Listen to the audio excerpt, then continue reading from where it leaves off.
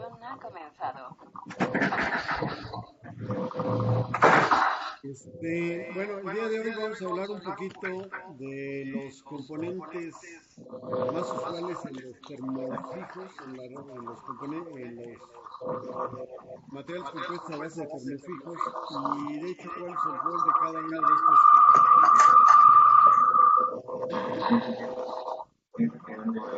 Un poquito recordando lo que se puede hacer como definición de material Se oye compuesto. mucho eco. Yo creo que deberíamos de cerrar todos el micrófono. Sí, por favor, les pido a todos si pueden poner su micrófono, cerrarlo, para que se oiga nada más la voz del llamando. Ahí en un ladito tienen el micrófono y lo pueden desactivar el audio. Okay. Gracias. Okay.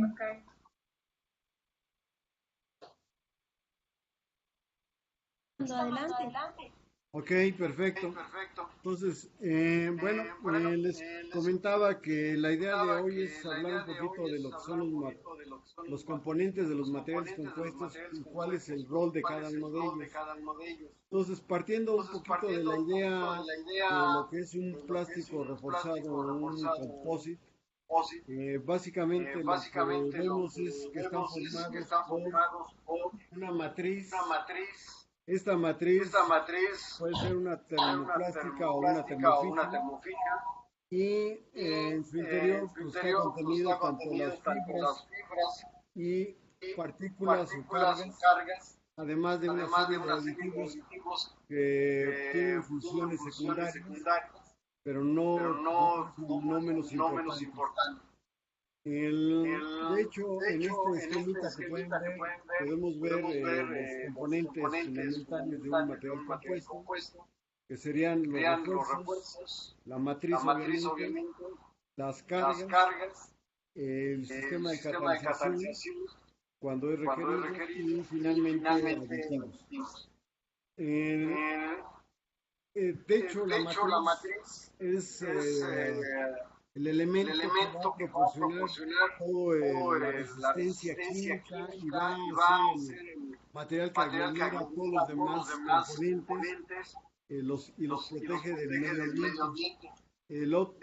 Su función es pedir los esfuerzos mecánicos hacia lo que son los refuerzos. Entonces podemos tener matrices de diferentes tipos, o sea, matrices de resinas poliméricas, tanto termoplásticas como termofijas, matrices metálicas o inclusive cerámicas. Nosotros nos vamos a concentrar ahorita en lo que son resinas poliméricas, básicamente termofijas. Y bueno, una matriz polimérica, pues como ustedes saben, un polímero es una macrocadena formada por muchas unidades y las propiedades de estas matrices dependen mucho del tipo de monómero, del peso molecular, de la distribución de pesos moleculares y la estructura que puedan tener en tanto en termofijos como en termoplásticos. La diferencia entre un termofijo y un termoplástico, pues yo creo que es bastante conocida.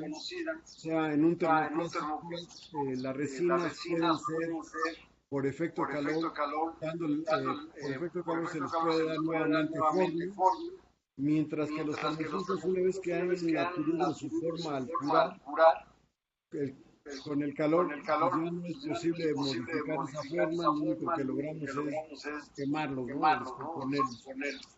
De las resinas termofijas, las más usuales son las resinas poliéster, las epóxicas, las melaminas, vinilester, que no está ahí marcada, los poliuretanos, y en termoplásticos, pues, todos los plásticos muy usuales como polietileno, polipropileno, poliestireno, ABS, nylon, etc.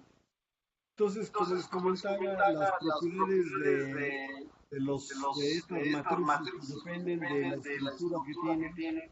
Podemos tener estructuras lineales, estructuras ramificadas y finalmente un polímero hiperposado que es la estructura más de los plásticos o de los polímeros termofijos. Como les explicaba, las propiedades dependen del tipo de monómero, del peso molecular, a la longitud que tenga esta cadena o grado de polinización y finalmente la estructura, ¿no? Entonces, en el caso de las resinas a las que nos estamos enfocando en este curso son básicamente resinas termofijas y las más usuales tenemos las resinas poliéster que se utilizan ampliamente por su bajo costo y buenas propiedades mecánicas, buenas propiedades a la intemperie. En calidad le seguiría las resinas vinilester que tienen una mayor resistencia al medio ambiente. Las epóxicas obviamente son superiores a las anteriores, tanto desde el punto de vista mecánico como desde el punto de vista térmico. Las de resinas de poliuretano, que son muy usadas actualmente ya en procesos, por ejemplo, de pultrusión. Resinas de silicón que se utilizan sobre todo para muchos moldes o para rodamientos. Y resinas fenólicas cuya función desde el punto de vista mecánico no es tan relevante, pero tiene la característica de tener una alta resistencia al fuego. Generalmente se combinan con alguna de las otras resinas para mejorar esa resistencia al fuego, que es lo que es uno de los problemas que tiene actualmente con cualquier polímero. De hecho, las resinas las clasificamos en base a la resistencia química y a su resistencia mecánica. Lo más importante muchas veces para las aplicaciones es conocer la temperatura de operación máxima permisible. Es decir, que a la temperatura a la cual la resina no pierde sus propiedades mecánicas, no pierde su estabilidad dimensional. Desde ese punto de vista, las resinas epóxicas son quizá las mejores, o sea, tienen lo que llamamos un HDT bastante elevado, arriba de 150 grados centígrados.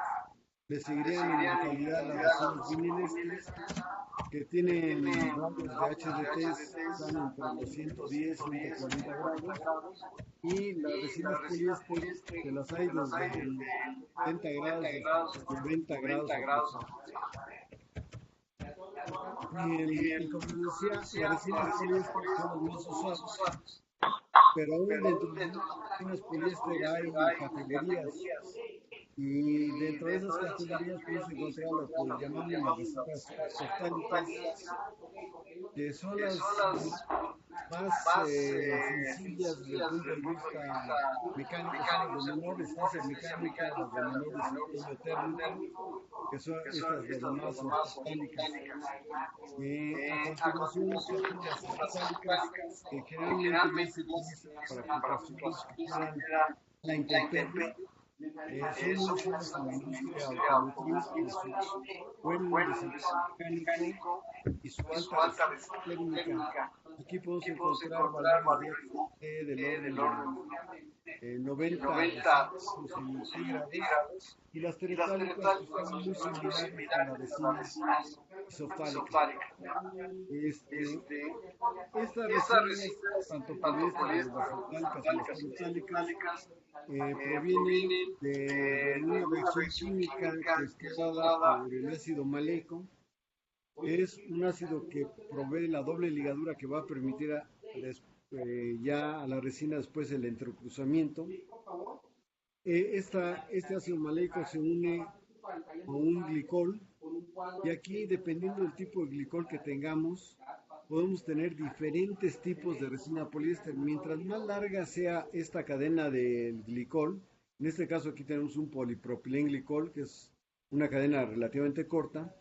Mientras más larga sea, la resina se puede haciendo más flexible, o sea, va a dejar de ser rígida y se pueden obtener resinas con mayor flexibilidad. Entonces, de aquí se pueden diseñar diferentes tipos de resina dependiendo de la selección del glicol. Y obviamente tenemos el otro, que es el ácido isoftálico. Bueno, en este caso un ácido isoftálico que puede ser un ácido ortoftálico o tereftálico. Si es el ácido ortoftálico, genera una resina ortoftálica. Si es el ácido isoftálico, genera la resina isoftálica y el tereftálico la tereftálica.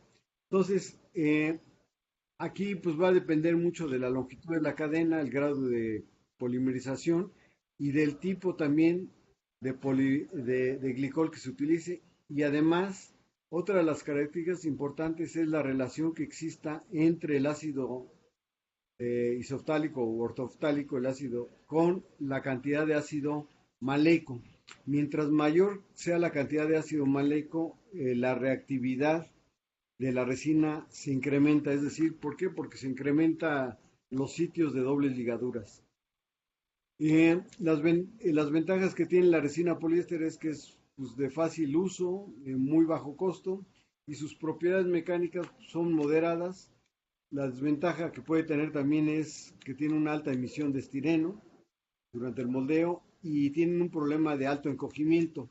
Generalmente todas estas resinas se encogen alrededor de un 7%. Este encogimiento se reduce sustancialmente cuando se manejan junto con tanto con fibras como con cargas. Entonces ahí es donde reducimos sustancialmente el encogimiento. Y tenemos un tiempo, como dicen, limitado de trabajo, es decir, estas resinas empiezan a curar, empiezan a pasar de un estado líquido a un estado gelatinoso, un estado gel, y finalmente llegan a un estado sólido en donde ya alcanzan a curar, y esto se realiza en un tiempo entre la primera etapa, o sea, del líquido al gel, alrededor de unos 15-20 minutos. Y una vez que pasó ese tiempo, pues ya no es posible darle ya forma al material. Y después ya se inicia el proceso de curado, que ya con eso termina la reacción. Las resinas vinil éster son un material que está entre una resina epóxica y una resina poliéster. Y las ventajas que tiene es que tiene una mayor resistencia al medio ambiente al evitar que ya no existan dobles ligaduras en las cadenas. Se reducen las dobles ligaduras, entonces aumenta su resistencia al medio ambiente, a la radiación ultravioleta. Y tiene una mayor resistencia, por lo tanto, una mayor resistencia química, tiene mayor resistencia mecánica y en general tiene una propiedad muy interesante que tiene una alta resistencia a la fatiga. Estas resinas también vienen dispersas en estireno, tienen un costo mayor que las del poliéster. Posiblemente estos costos ya quedaron un poquito atrás con estas devaluaciones, pero son un poquito mayores, posiblemente anden de los 70 a los 90 pesos y también encogen de manera sustantiva, es decir, quizá tienen un encogimiento entre un 5 o 7%. Y lo que les comentaba, una de las características de estas resinas es su alta resistencia a la fatiga. Como pueden ver en este gráfico, la primera columna corresponde a una resina vinil éster y las otras a las resinas ortoftálicas e isoftálicas. Y de aquí que una resina, por ejemplo, si uno quiere hacer las famosas estas hélices eólicas, pues lo que conviene utilizar son resinas ya sea vinil éster o resinas epóxicas debido a que estas hélices están sometidas a una constante fatiga, ¿no?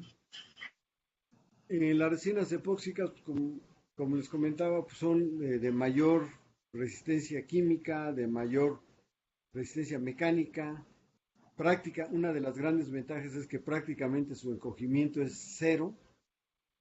Su desventaja es que requieren de que la cantidad de catalizador y de resina sea muy exacta, o sea, tiene que ser una relación muy precisa para lograr un curado óptimo. Si le ponemos más catalizador o menos catalizador, la reacción no se va a dar, es una reacción que no es por radicales libres, sino es una reacción de combinación.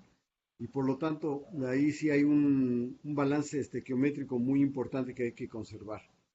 Esta es la estructura de una resina epóxica y las ventajas es su alta resistencia mecánica, su alta resistencia térmica, muy buena resistencia al medio ambiente, al agua, tiene, podemos trabajarla a altas temperaturas, es decir, entre 140 hasta 220 grados y con un encogimiento muy pequeño.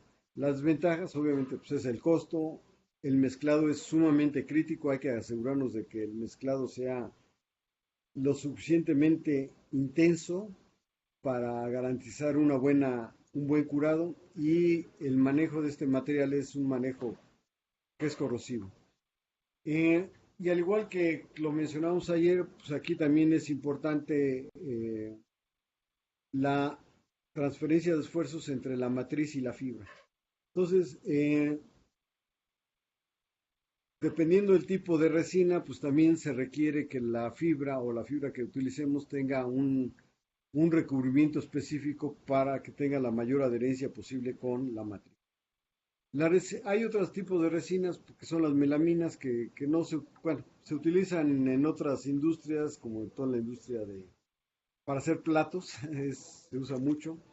La resina melamínica se refuerza tanto con fibra de vidrio o se pueden reforzar con biopolímeros, o sea, con celulosa. Tienen muy buena resistencia química, aunque pues, también sí son atacados por los ácidos, ¿no? En general. Una familia muy interesante de los materiales termofijos son los poliuretanos, porque estos poliuretanos, dependiendo del tipo de poliol, sobre todo, el tipo de poliol que se utilice, podemos tener poliuretanos que son sumamente flexibles hasta poliuretanos extremadamente rígidos. Entonces, podemos ver en las aplicaciones de los poliuretanos, o sea, por ejemplo, en el caso de los zapatos, que son poliuretanos bastante flexibles, o en el caso de los sellos que se utilizan para los filtros de aire, son muy flexibles, o polímeros sumamente rígidos como el de los esquís, que dependen del tipo de poliol que se utilice, o por ejemplo las puertas que imitan madera, que también es un poliuretano sumamente rígido. Un caso intermedio es el poliuretano que se utiliza en los colchones, que es un poliuretano de alta resiliencia, y que esto depende precisamente de las relaciones del tipo de glicol que se esté utilizando. Entonces parte de un poliol y de un isocianato. Este poliol pues es el que va a definir sobre todo las propiedades finales del poliuretano. Y obviamente estas propiedades están determinadas también por el peso molecular, como pueden verlo en esta tabla, y por el número de oxidrilos. No sé si se alcanza a ver el número de oxidrilos. Mientras mayor número de OH, es decir, mientras mayor funcionalizado sea el glicol, mayor puntos de entrecruzamiento se van a tener, y entonces eso nos lleva a un material totalmente rígido. Es decir, la espuma rígida pues tiene el número de OH en la estructura va de 350 a 800, mientras que si lo vemos en una espuma flexible pues apenas son de entre 28 y 56. Estos poliuretanos también se utilizan en la industria del plástico reforzado y se pueden reforzar precisamente con fibra de vidrio, y hay diferentes tipos o niveles de reforzamiento, como es lo que llaman el R-rim, que es con fibra corta, el structural rim, el S-rim, que es con fibras largas, y el left, que es también de fibra continua.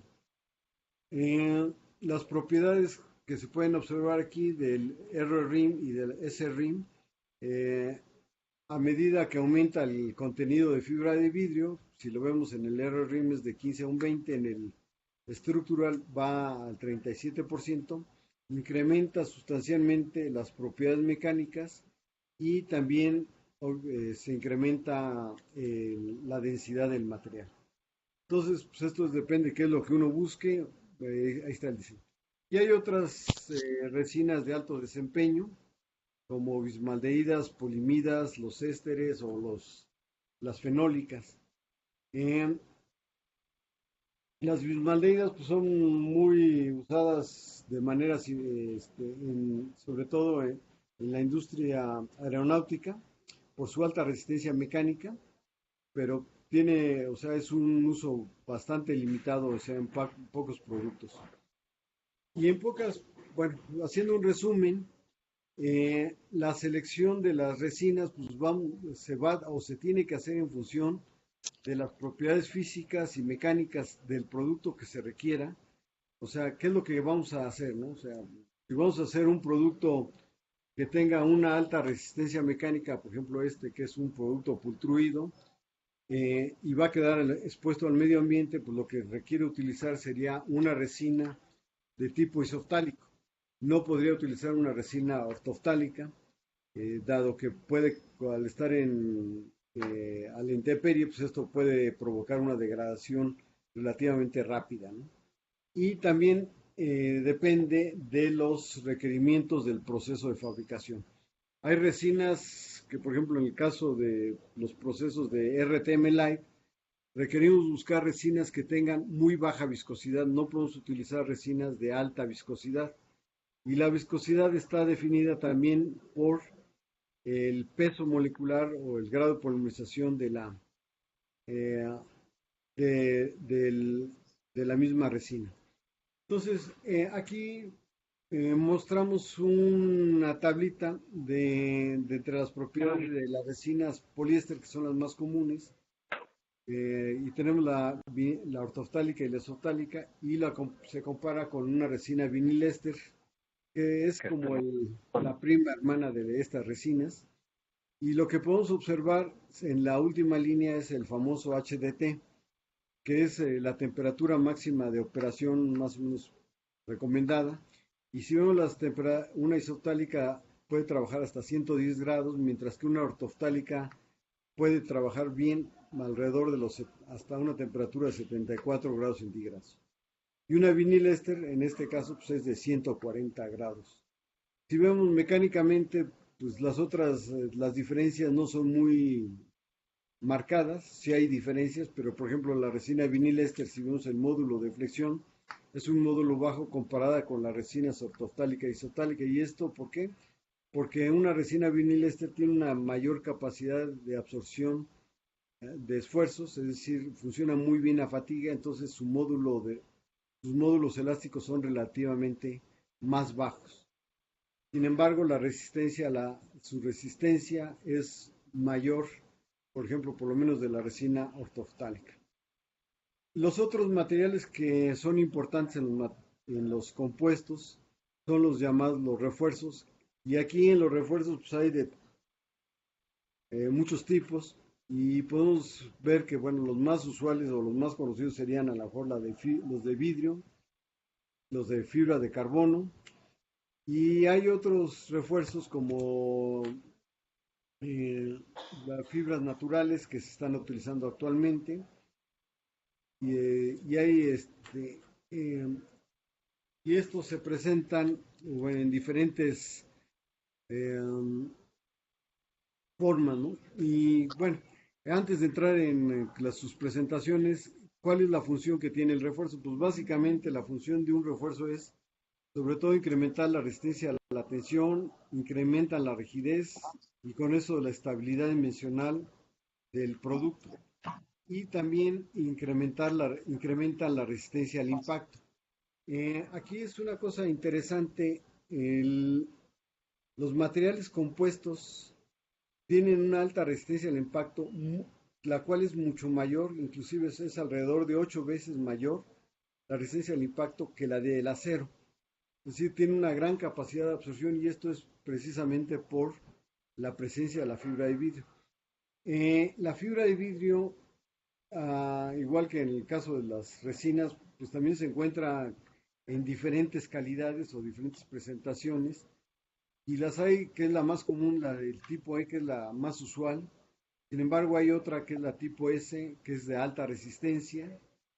La tipo A, que se utiliza sobre todo cuando se quiere reforzar o se va a utilizar en la industria de la construcción para reforzar estructuras de concreto por su alta resistencia a los álcalis. Y la fibra de tipo C es una fibra que es usada sobre todo en aplicaciones corrosivas, es decir, cuando uno va a manejar ácidos o álcalis, va a hacer tanques, lo conveniente es usar fibras de tipo C. Y hay una nueva tipo de fibra de vidrio, que aquí en México inclusive, que tiene relativamente pocos años, unos 8 años posiblemente, que es la Advantage, que es una fibra de vidrio similar a la tipo S y con un costo menor a la del tipo S. Entonces, aquí también se están haciendo muchos estudios en el desarrollo o en la mejora de las fibras de vidrio, sobre todo, ¿por qué? Pues porque lo que quieren es seguirse manteniendo dentro de un mercado en donde la fibra de carbono, por lo menos en Europa y en Estados Unidos, ha tenido una gran penetración. En México, desafortunadamente, la fibra de carbono no es muy usada por un alto costo y realmente por desempeño mecánico. Y en las fibras de carbono también existen diferentes categorías, bajo módulo y las de alto módulo, y hay unas más recientes que son de super alto módulo. ¿Y a qué me refiero esto de super alto módulo? Normalmente las de alto módulo tienen módulos elásticos similares al acero, es decir, alrededor de 200 gigapascales o un poco más, pero las de super alto módulo o de mayor módulo andan del orden de los 400 gigapascales, es decir, esto le permite ya empezar a sustituir un poco, digamos, el acero, pero la desventaja que tenemos con las fibras de carbono, comparándolo con el acero, es por un lado que son muy sensibles al calor, o sea, se pueden quemar, y la otra es que tienen un comportamiento totalmente frágil, mientras que el acero tiene un comportamiento dúctil, que es también algo que se busca en la industria de la construcción para evitar que las fallas no sean catastróficas. Otros tipos de refuerzos son refuerzos a base de polímeros termoplásticos como son las fibras de aramida, que se utilizan mucho sobre todo para cuestiones de resistencia al impacto, chalecos antibalas, o las fibras de polietileno de ultra alto peso molecular o las de polipropileno. ¿Y empezó? ¿Y te no, son las 11:31. Ah, 12 de allá. Exacto. Son las 12 de sí. A ver, aquí, las fibras. ¿Hay alguien que mandó Perla? No, pues yo entré. Mira, aquí las fibras. Sí, Valentín. Mira, aquí está. Las ventajas que tienen como refuerzo es que tienen una alta resistencia, pero tienen además una densidad sumamente baja. Espérame, ahí va. Y entonces, a ver, entras si lo comparamos la resistencia en invitado, términos del entras peso, como invitado, ¿no? se habla de que se tiene una alta resistencia mecánica específica. Sí, mira, ahí te lo mando. Este gráfico, sí, va. Se puede comparar la resistencia a la tensión de los diferentes tipos de fibra que existen en el mercado, con el acero que está en color rojo y con el aluminio que está en color amarillo. Si lo pueden ver, prácticamente todas las fibras tienen mayor resistencia o una resistencia similar al acero o mayor que el aluminio en cuanto a resistencia a la tensión. En cuanto a módulo elástico, es decir, la capacidad para deformarse, en rojo está también el acero, que anda del orden de los 200 gigapascales, y las únicas que sobrepasan ese módulo elástico son las de grafito o las de carbono, las fibras de carbono. Todas las demás quedan por debajo del acero y quizá más o menos similares al aluminio. Entonces, de aquí que, por ejemplo, muchos de los materiales compuestos puedan estar ya sustituyendo de manera efectiva al aluminio y en algunos casos las fibras de carbono sustituir al acero en algunas aplicaciones. Y la ventaja que tienen estas fibras comparadas con con los metales es su bajo peso específico.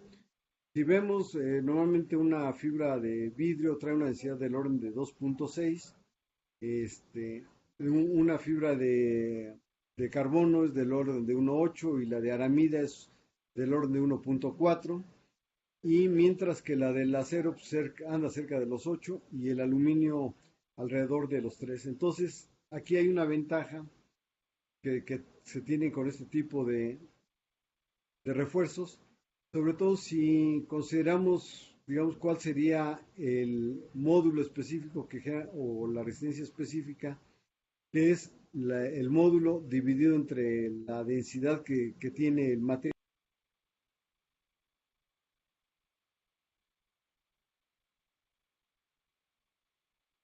superiores tanto al acero como al aluminio.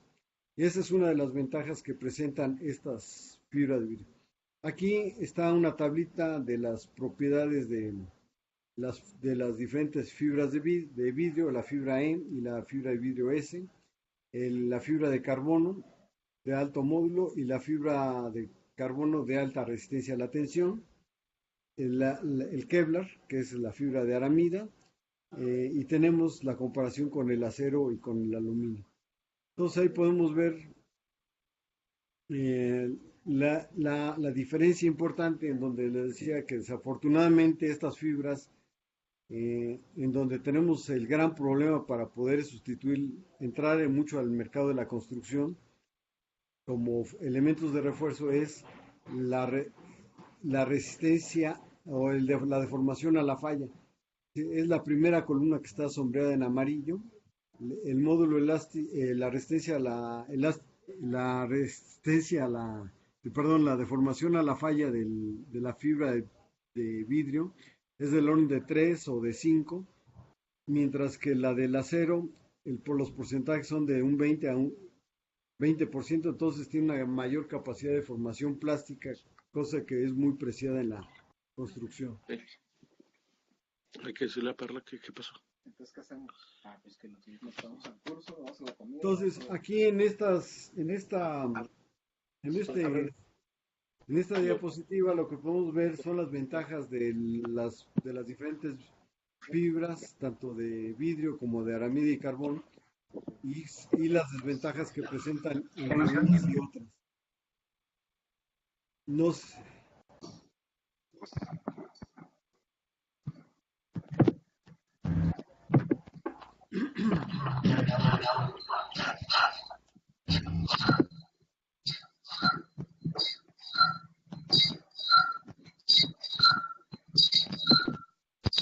¿Se escuchan? Bueno. Sí, Amando, yo sí te escucho. Okay. A todos los que están participando les pido si pueden cerrar su audio para que se escuche mejor, Amando. Si pueden cerrar su micrófono, por Si favor. tienen alguna pregunta o comentario. No tengo nada. Aquí escribe en el chat. A ver, aquí está el chat. No se escucha. No sé si hay alguna pregunta, algún comentario. Ya lo veo. ¿Te parece mi nombre? ¿Eso? Es el suyo. Es que... Tal vez las preguntas las podemos hacer al final, Amando.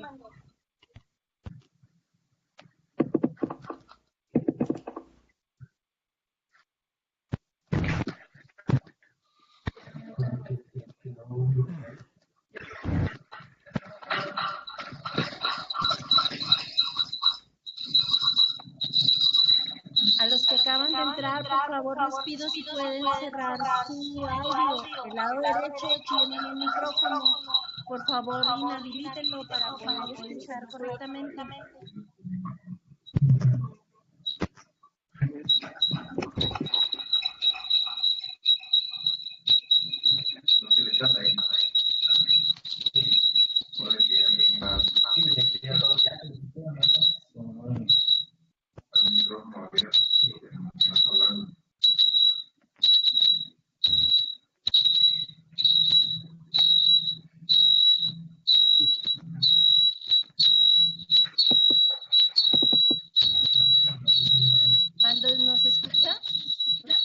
escucho, pero se oye como mucho ruido. Y Lo que quería alguien preguntarles tiene es si abierto hay el algún micrófono, comentario. probablemente. Parece que ya. Adelante, Amanda. No, es-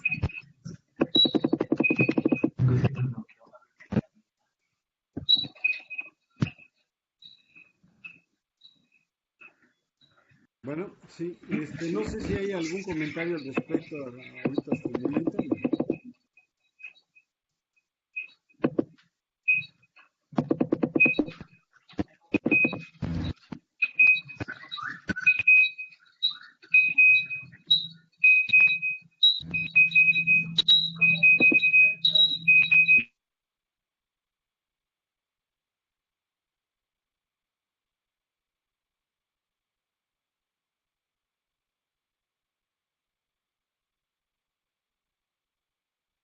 Bueno, ¿me escuchan? Adelante, Amando, ya la Sí, escuchamos perfectamente. ok. Adelante. Sí, ya se Bueno, escucha. perfecto. Entonces les comentaba, estos dos diapositivas que siguen, básicamente muestran, o sea, o dan una idea de las propiedades entre los diferentes tipos de fibra, que es la aramida, el carbón y el vidrio, en las diferentes propiedades, donde A significa la mejor, B la intermedia y C la peorcita, ¿no? Por decirlo así. Si lo vemos desde ese punto de vista, las fibras de carbono, en cuanto a resistencia, a propiedades mecánicas, siempre ocuparán el primer lugar y estarán seguidas por las fibras a veces de vidrio o a veces de aramida, ¿no? Eh, en, en general, en cuanto a resistencia, por ejemplo, al impacto, la fibra de carbono ahí sí es la más pobre y la más rica es la fibra de aramida y en término intermedio queda la fibra de vidrio. En cuanto a resistencia al fuego, también es uno de los problemas que tiene la fibra de carbono, o sea, su baja resistencia al fuego, es uno de sus problemas que existen. Y también, obviamente, la capacidad de aislamiento térmico y eléctrico. Y finalmente, la fibra de vidrio pues es la que más se utiliza por el bajo costo, ¿no? Es la que tiene el menor costo y fibras de carbono y de aramida tienen costos superiores. Ahora, independientemente del tipo de fibra que se trate, las propiedades que se puedan obtener en un material compuesto también van a depender de otras variables como de la fibra, como son la longitud de la fibra. Si tenemos fibras sumamente cortas, la resistencia mecánica es muy baja, aún teniendo porcentajes relativamente altos. Mientras mayor sea la longitud de la fibra de vidrio, mayor se va incrementando la resistencia mecánica del material. Y esto debido a que se reduce el área de esfuerzos al cortante que se genera en un material compuesto entre la fibra y la resina. Y mientras más, y cuando es totalmente continua la fibra es cuando se tiene la mayor probabilidad de tener las mayores propiedades mecánicas. Entonces, otro efecto importante es cómo está orientada la fibra con respecto al esfuerzo que se está aplicando en el producto. Si la aplicación de la fuerza es en dirección a la fibra, prácticamente pues la fibra va a trabajar al 100% y la resistencia mecánica va a ser indudablemente la mayor, ¿no? Que es el caso en donde vemos en este gráfico, en donde cuando el ángulo de orientación entre la fibra y la carga es de cero, prácticamente trabaja la máxima, a su máxima capacidad y a medida que nos vamos alejando de esa orientación, pues el efecto que tiene la fibra de vidrio pues es mucho menor. Entonces va bajando la resistencia mecánica. En este gráfico que pueden ver, trata de resumir un poquito lo que es la resistencia mecánica que está representada en este caso por el módulo de tensión del material compuesto en términos del porcentaje de fibra de vidrio y en términos del tipo de fibra que se esté utilizando. En la primera recta que se ve en el extremo izquierdo, dice colchoneta, ahí es un material que está formado exclusivamente por una colchoneta de fibra de vidrio. Déjame, creo que por aquí no sé si todos conocen las colchonetas de fibra de vidrio. Si no, déjenme, aquí tengo unas colchonetas. Oye, aquí encontré uno de Aeroméxico. Quiero es que vea a ver si está consiguiendo estos datos.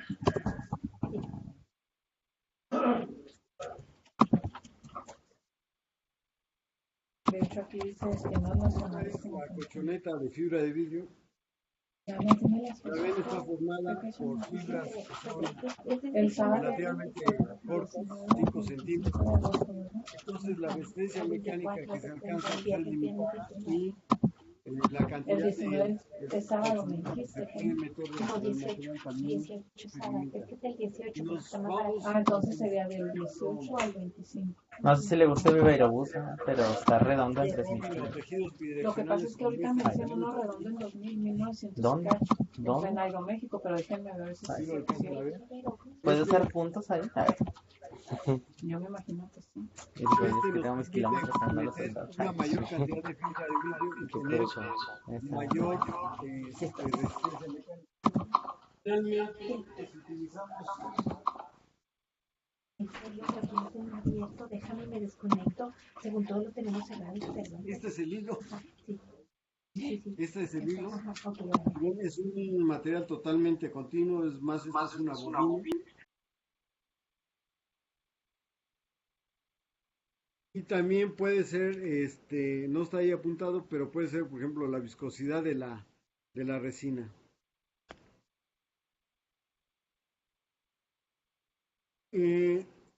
Aquí, por ejemplo, en este caso, tenemos un material compuesto que está hecho en fibra de carbono y epóxico y en fibra de vidrio con epóxico y se mide las propiedades mecánicas en una dirección y en la dirección transversal a la primera. En la primera es la dirección longitudinal y podemos ver que en el caso del acero y del aluminio sus propiedades mecánicas en ambas direcciones son idénticas, es un material isotrópico, mientras que en los materiales compuestos las propiedades mecánicas no son totalmente isotrópicas, sino en este caso son anisotrópicas. Tenemos módulos elásticos mayores en la dirección longitudinal, pero mucho mayores que en la transversal. Y entonces esto hace que los materiales compuestos en ese sentido se tenga que tener por un lado más cuidado en el diseño y por otro lado pues que también puede ser una ventaja porque podemos orientar la fibra en la dirección en la que se requiere resistir un esfuerzo determinado. Otro de los materiales que habíamos comentado en estos materiales compuestos son las famosas cargas, las cuales su función principal, como todas las cargas en cualquier otra industria, es la de reducir el costo. Aquí no es la excepción, aquí también nacieron para reducir el costo. Sin embargo, en la actualidad lo que se busca es que todas las cargas sean funcionales, es decir, que ayuden a mejorar alguna otra propiedad. Entonces, las cargas también, la adición de las cargas también tienen la función de reducir sobre todo el encogimiento. Les comentaba que las resinas encogen aproximadamente un 7%, una resina poliéster encoge un 7% volumétricamente hablando, y entonces una manera de reducir ese encogimiento es agregando estas cargas. También otro problema que se tiene cuando hay estos encogimientos tan altos es el famoso warpage, es decir, que el material no cura de manera homogénea y entonces como que queda torcido. Por ejemplo, aquí tenemos, no sé si lo alcanzan a ver, este es un material que está formado única y exclusivamente por resina, es un pequeño lavabo que tiene resina y solamente tiene carga. Entonces, este material es un material que simula perfectamente una superficie sólida o pues y que se utiliza mucho en la industria, digamos, de la construcción, ¿no? La carga, o sea, uno de los objetivos, como les comentaba y que es parte de este, digamos, del trabajo que se tiene que hacer, es cuáles son los criterios para seleccionar tanto resinas, refuerzos, pues también tenemos que tener un criterio para seleccionar las cargas. Y las cargas, generalmente los criterios de selección son los que están anotados aquí, que es uno, el principal es que tengan el menor costo posible y obviamente que haya una amplia disponibilidad de ellos. Otro punto muy importante es que sean fácilmente mojados por la resina, porque si no se mojan, pues no se va a lograr una buena adherencia y esto pues va a reducir las propiedades mecánicas. Que tengan la menor abrasividad posible, pues, sobre todo para proteger y tener mayor tiempo de vida en nuestros equipos. La buena adhesión pues, está relacionada con la facilidad de mojado. Que tengan una baja absorción de aceite. Este punto es importante porque la resina en general pues, es el elemento más caro y si parte de esa resina se absorbe por la carga, pues es una resina que ya no va a tener una funcionalidad de aglomerar el material, sino que va a estar dentro de uno de los componentes y entonces eso nos encarece el producto. Entonces buscamos siempre que tener cargas que tengan muy baja absorción de aceite, que tengan una buena estabilidad térmica y obviamente esa absorción de aceite está también relacionada con la absorción de humedad. Mientras menor absorción de aceite, menor absorción de humedad. De hecho, esa absorción de aceite está relacionada con la porosidad.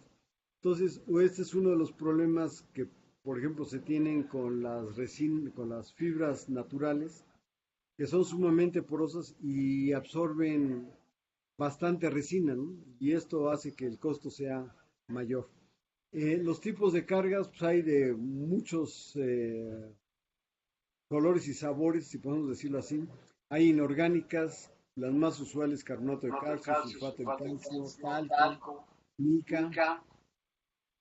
Cargas sintéticas, por ejemplo, tenemos microesferas de vidrio, esferas cerámicas, esferas de termoplásticas, esferas fenólicas.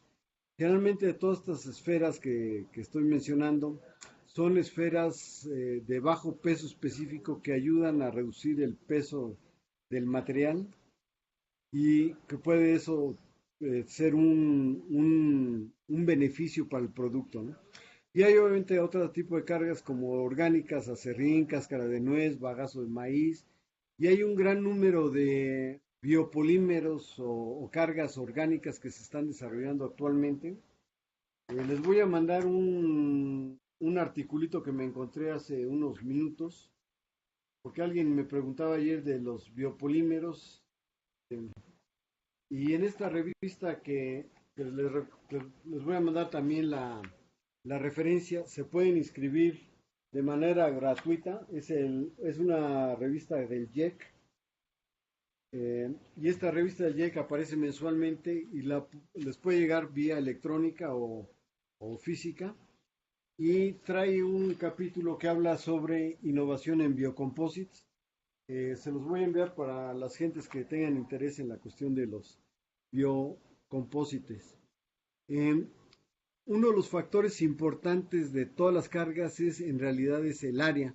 Mientras mayor área tengan, pues se requiere mayor resina para recubrirlas, ¿no? Entonces lo que buscamos es que no tengamos áreas muy grandes, o sea, que su área real sea muy parecida al área aparente.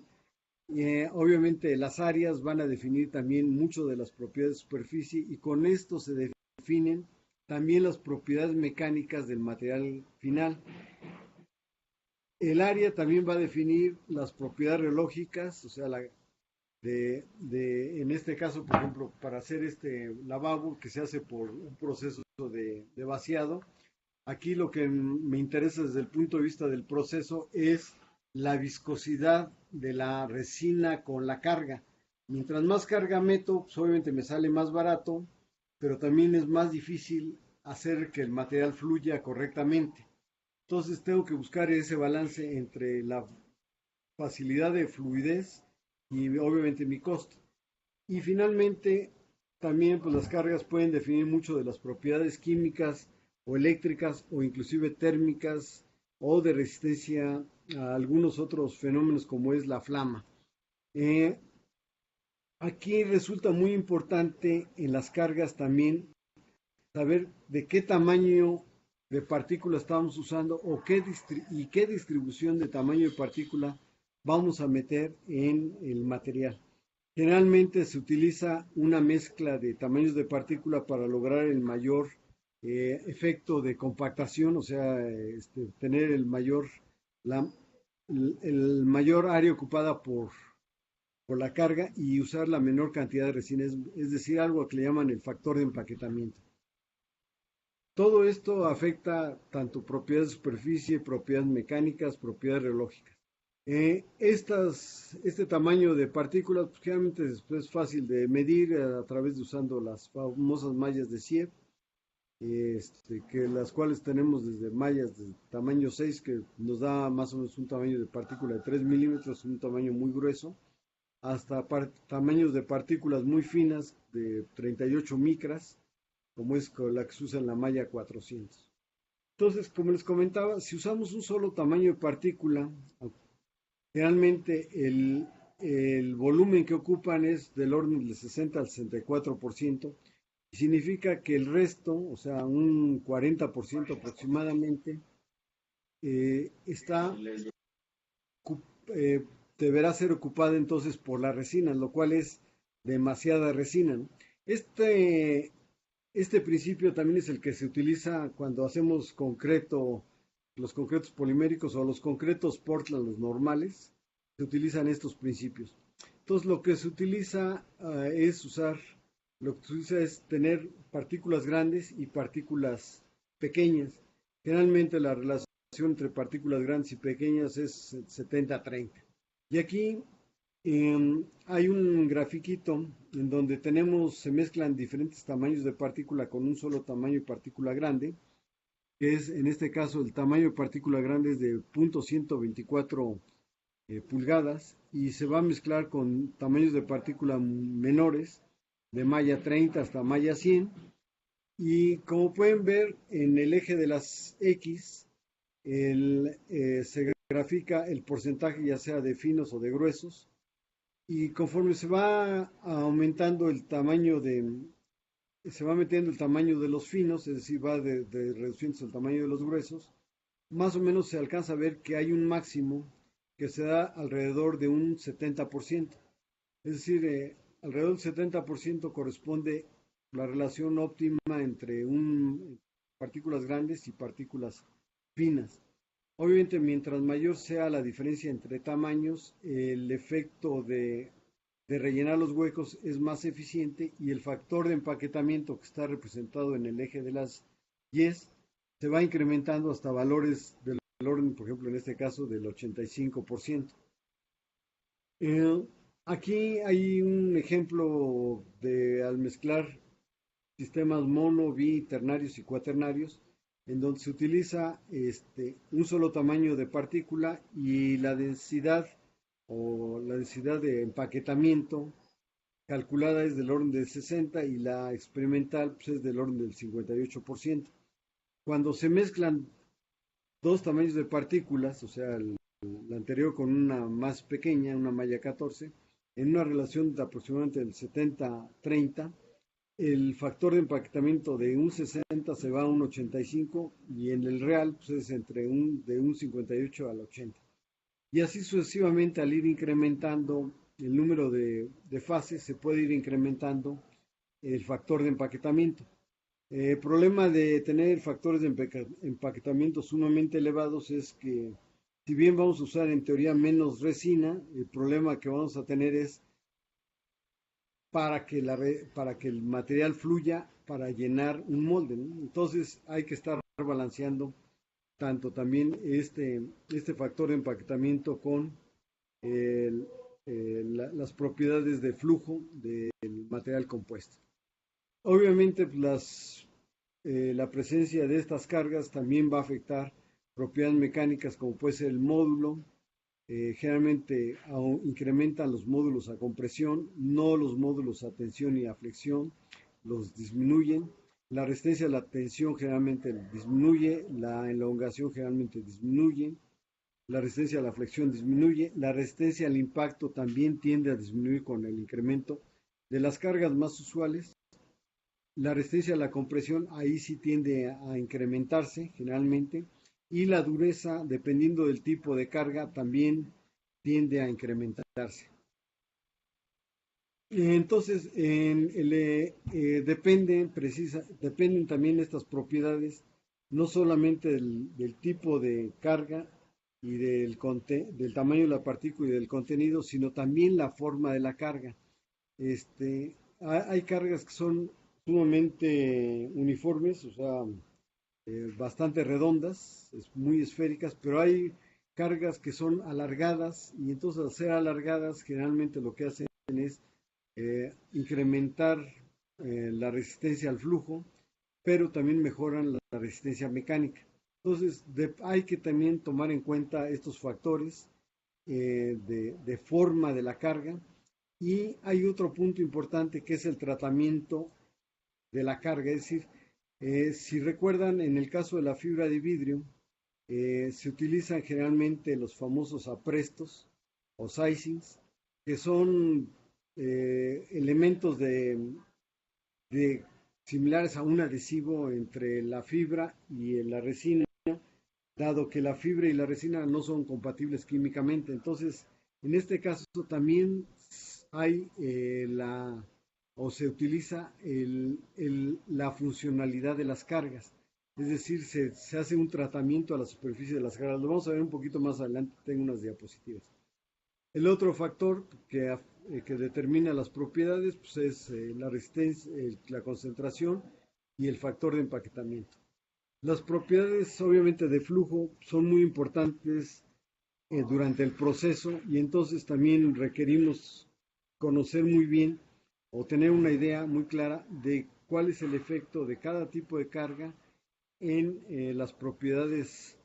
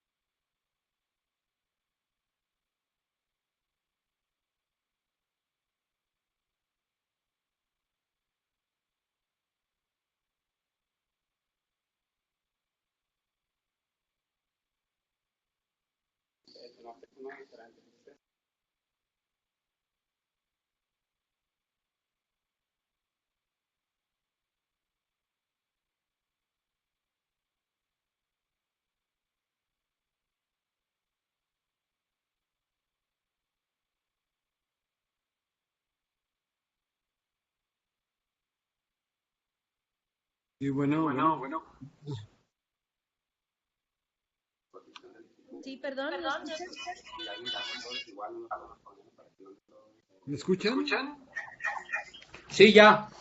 Ok, perfecto, porque ya se perdieron los cuadritos. Bueno, entonces A los que por favor, si pueden cerrar su audio.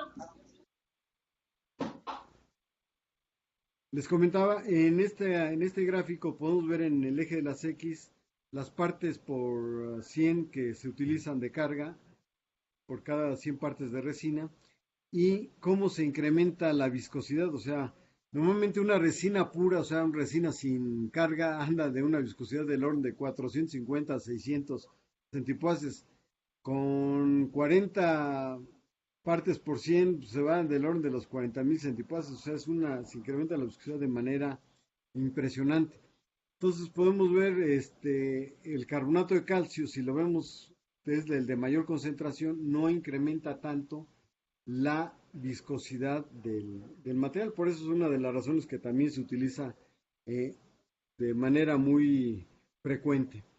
Y aquí, en este otro gráfico, podemos ver las mismas o casi todas las mismas cargas, pero con tratamiento. Las cargas son tratadas con un vinil metacroxil o un organosilano.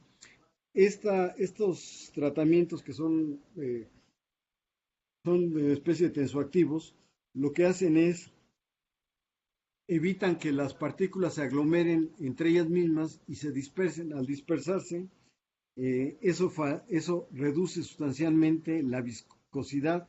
Y si vemos, por ejemplo, en el caso de todos ellos, el primer caso sin tratamiento es el más alto y en los demás casos se reduce sustancialmente, sobre todo en el caso del talco, se reduce sustancialmente la viscosidad, o sea, del orden de los 60,000 prácticamente se van al orden de los 20,000 centipoases, lo cual es una reducción muy importante. Este es un punto también que tiene mucha atención en el desarrollo de los materiales compuestos, sobre todo porque se utiliza en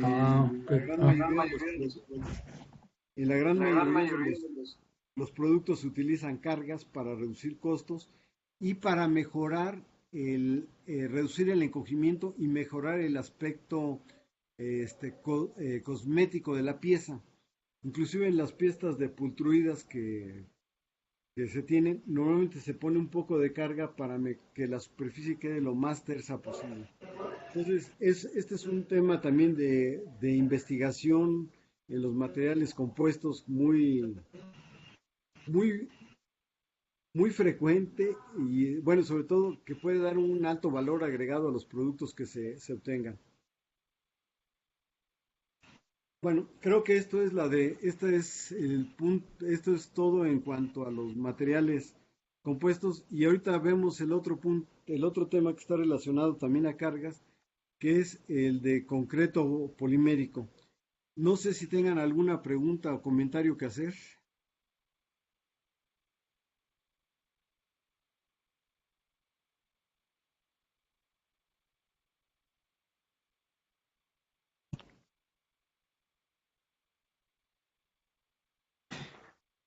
En esta última parte, sí, la disminución de la viscosidad con la carga. ¿Sí me escucha?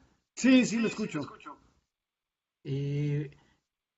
¿Sería una característica deseable o...? Claro, sí, es muy deseable. Este es un punto que se desarrolla mucho y bueno, hay empresas que ya tienen algunos aditivos que te venden para reducir la viscosidad en resinas cargadas, que obviamente tienen un alto costo, ¿no? Que no creo que sea realmente tan... Lo que te cobran fue la investigación, ¿no? Más que el producto en sí. Entonces, es un punto de ataque importante en los materiales compuestos que podría tener un éxito impresionante, ¿no? Sobre todo aquí en México, que nos gusta echarle carga a todo. Entonces, ayudaría mucho en ese sentido. Sí vale la pena trabajar en ese punto. Ok, sí, está, doctor, está bien. Ok. Bueno, ¿alguna otra pregunta? ¿Me escuchan? Es que tengo una pregunta. Yo sí le escucho claro. Sí se escucha. Sí, escucho. Es una pregunta con respecto a la fracción simétrica de refuerzo que se puede colocar. Decía usted que el máximo, o sea, para que sea más eficiente es del 70%. Se oye mucho ruido. No escucho bien. ¿Cómo le hago para que no se oiga ruido? Así se escucha bien. ¿Así? Sí. Sí, es que ya cerré los demás. Les pido que hagan su pregunta y si pueden cerrar su audio para que se escuche correcto. Adelante, gracias. Gracias.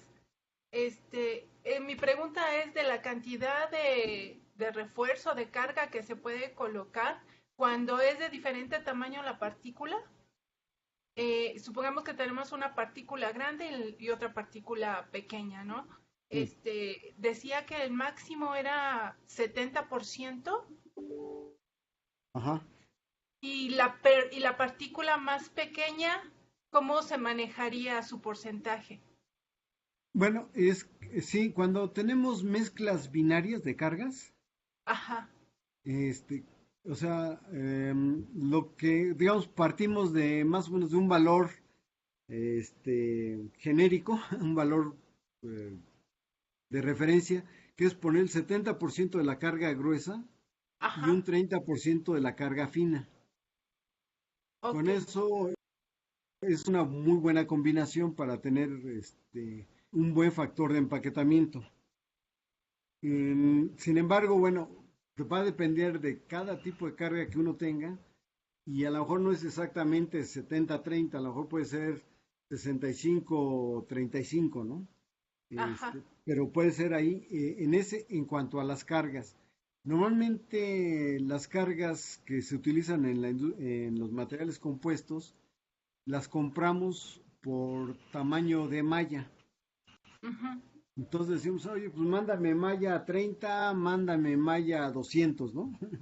Entonces ajá, compro malla 30 y malla 200, la malla 30 es muy gruesa, la malla 200 es fina, y entonces pongo un 70% de malla 30 y un 30% de malla 200, que es de la fina, y eso ya ajá, lo meto a la resina.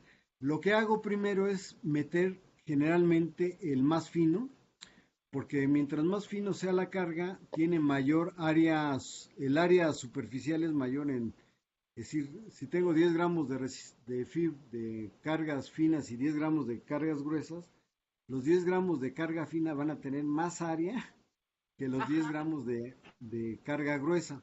Entonces meto la carga fina y lo mezclo con la resina porque es donde más resina requiere para humectarse, ujú, o sea, para mojar toda el área.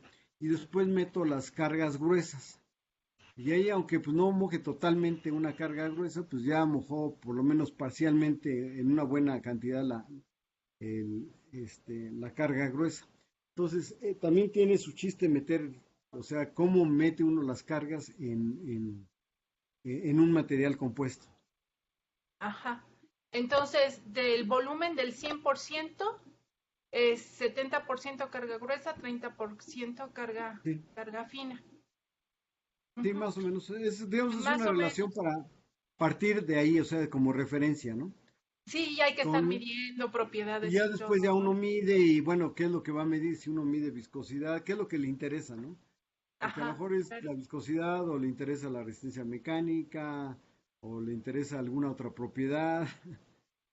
Sí, Entonces, eso va a depender de lo qué es lo que uno busque, ¿no? ok. Pero uno puede partir de esa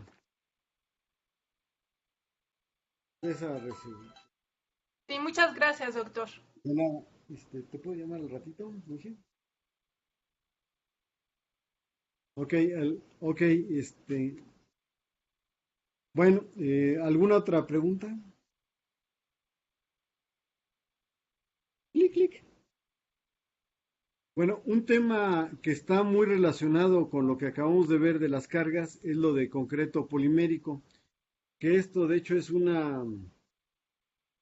una opción que existe en la industria de la construcción. Perdón, que se me acaba de ir la pantalla. Es una opción que existe en la industria de la construcción, el concreto polimérico, eh, que obviamente es muy similar al concreto hidráulico, al concreto Portland, pero con ciertas características y un costo mayor.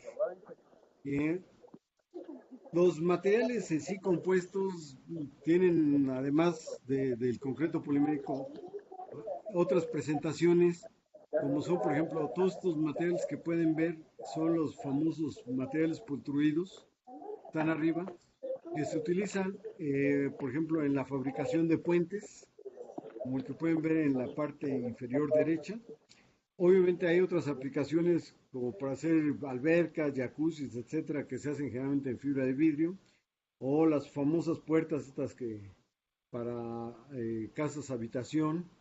Y aquí, en esta diapositiva, se muestran un poco más en detalle los famosos materiales pultruidos con los que les comentaba el día de ayer. Alguien preguntaba qué era la pultrusión. Pues es un proceso que permite obtener este tipo de productos de manera continua, es un proceso continuo.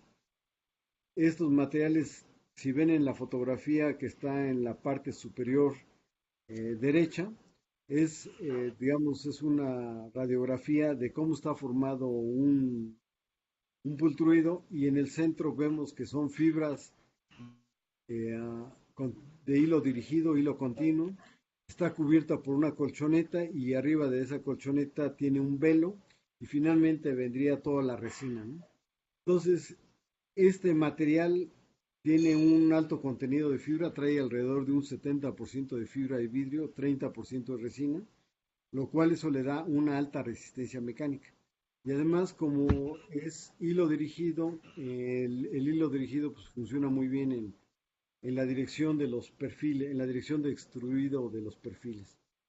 De hecho, esto nos permite tener una alta estabilidad dimensional. Si lo podemos comparar acá abajo, los módulos elásticos de diferentes materiales, por ejemplo, está el del concreto, el del aluminio, el del acero, que es del orden de los 200 gigapascales, la madera, que es mucho menor, que es del orden de los 40 gigapascales, y tenemos los polímeros, que son realmente los módulos elásticos son muy pequeños, generalmente andan del orden de 8 hasta 20, y eso ya es muy exagerado, pero cuando le metemos fibra de vidrio a un polímero y formamos el famoso composite, los módulos elásticos, si metemos fibra de carbono, por ejemplo, podemos llegar hasta valores de 300 gigapascales. Eso hace que el material sea sumamente estable, es decir, mientras mayor módulo elástico, el material tiene mayor estabilidad dimensional.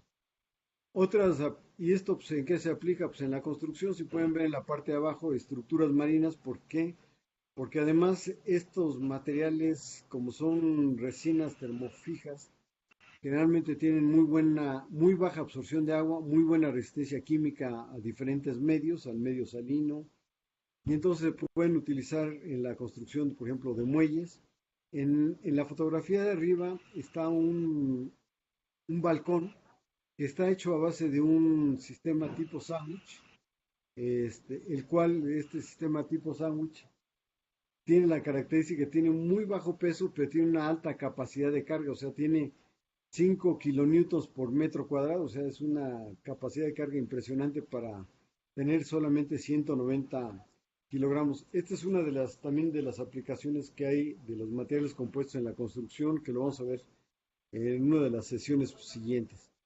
Otra de las aplicaciones precisamente de las fibras, y en particular las fibras de carbono, es en la reparación y rehabilitación de estructuras de concreto.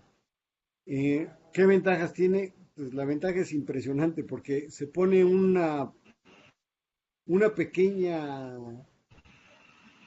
fibra en cuanto a espesor, o sea, el espesor de ese tejido es del orden de 1 milímetro, y se coloca, y esto nos da una alta resistencia mecánica, nos permite rehabilitar tanto traves, columnas, básicamente en un tiempo muy corto, sin necesidad de usar equipos pesados. Y aquí lo único que hay que garantizar es que tenga muy buena adherencia entre la fibra y el concreto. Para eso generalmente utilizamos resinas epóxicas, entonces ahí siempre hay que buscar cuál es el material que permite esa máxima adherencia, ¿no? En este caso es una resina epóxica. Y de hecho, aquí en la UAM hemos hecho ya rehabilitaciones a edificios, y partimos de un estudio que hicimos hace muchos años de reforzar. Si lo ven en esta diapositiva, tenemos en la parte superior una pequeña trave, que era una trave de ensayos, que está reforzada con fibra de carbono y es sometida a cargas de flexión. Y esta fibra de carbono se aplicó tanto por moldeo manual, o sea, Se pone la fibra y con una brochita y un rodillo se aplica, y se aplicó utilizando un proceso de vacío, que vamos a ver los procesos de vacío más adelante, al final del curso. ¿Y qué ventajas tenemos? La flecha azul, perdón, la línea azul, o sea, la curva azul, corresponde al testigo de la viga que se probó, que no tiene ningún refuerzo. Y como pueden ver, la resistencia mecánica máxima que se alcanza, o sea, la carga máxima que soportó fue alrededor de 90.000 newtons. Y la pendiente inicial es una pendiente, pues, la más pequeña de estas tres curvas. La curva de color morado es la curva que corresponde a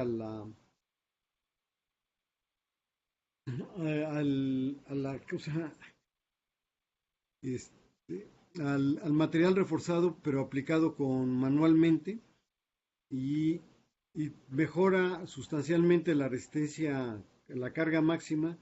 Se va del orden de los 130.000 con respecto a los 80.000 que había resistido originalmente.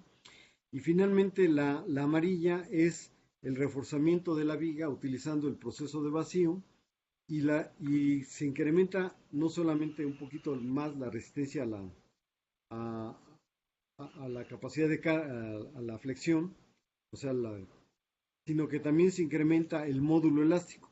Entonces, esto me indica que este proceso favorece, o sea, la presión que estamos ejerciendo favorece el proceso de adherencia. Entonces, que es uno de los puntos que habíamos mencionado hace ratito. Obviamente, pues hay otras aplicaciones de los materiales en la industria de construcción, como decorativos, básicamente. Y obviamente en la industria de la construcción, algo que les había mostrado, pues estos lavabos, que pueden, por las ventajas que se tiene de que se mete un material líquido, pues se puede tener formas bastante caprichosas y que ya más van a depender del molde, ¿no? También el uso de las fibras, pues pueden sustituir al concreto, o sea, meterle la fibra a los morteros, mejora las resistencias mecánicas, le da más estabilidad a todas las estructuras de morteros, y esto pues, es un beneficio que podemos tener.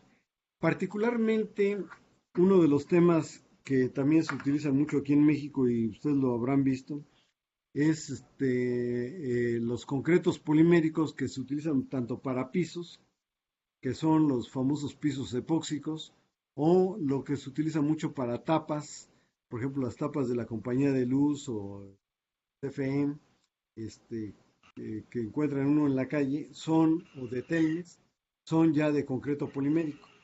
La ventaja que tienen es que ya no se las roban, porque ya no son de metal, y entonces estas ya no tienen un valor en el mercado negro, ¿no? Este concreto polimérico está formado básicamente por tres elementos, que son resinas, cargas y fibra. Y esto pues le da ciertas propiedades interesantes comparadas, que lo vamos a ver en estas diapositivas, ¿no? en esta diapositiva. Entonces, el concreto polimérico, les decía, está formado por una resina que es el equivalente al cemento en el concreto Portland, va a ser el aglomerante. Las cargas, que pueden ser arenas de talco, carbonato de calcio, pues es el equivalente a las arenas y gravas que se usan en el concreto Portland. El agua, que es el que va a provocar la reacción química del cemento, en este caso para el concreto polimérico es un catalizador, que es un peróxido. Si tenemos una resina poliéster, generalmente pues es un catalizador de tipo peróxido. Y finalmente las fibras, que hacen el efecto del refuerzo mecánico, que es el mismo efecto que hace una varilla en un concreto Portland.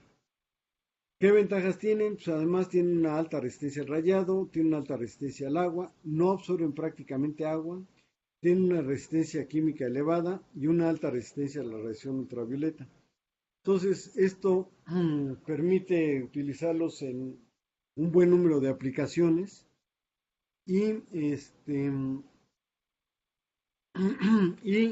sustituyendo en muchos de los casos al concreto Portland con ventajas. De hecho, si comparamos las propiedades del concreto Portland contra las del concreto polimérico y vemos los pesos volumétricos, pues nosotros podemos hacer concretos poliméricos muy ligeros, o sea, muy ligeros me refiero a 1500 kilogramos metro cúbico hasta el orden de los 2400, comparado con un concreto Portland usual que se usa para la construcción de casas, edificios, es del orden de 2200 a 2400. Las resistencias, aquí es donde empieza a ver las diferencias notorias. Un concreto normal, generalmente el que usan para una construcción de una casa, es del orden de 250 a 300. Ya tener un concreto de 600 kilogramos es un concreto muy especial para el concreto Portland, o sea, para los cementos hidráulicos. Mientras que el concreto polimérico, pues normalmente un concreto polimérico de menor desempeño tiene un módulo, una resistencia a la compresión de 500 kilogramos, es decir, prácticamente el doble de un concreto Portland. Y de ahí para adelante, ¿no? Y obviamente eso se repite en todas las demás propiedades mecánicas. Y finalmente, otro factor muy interesante es la resistencia a los ciclos de congelamiento-descongelamiento.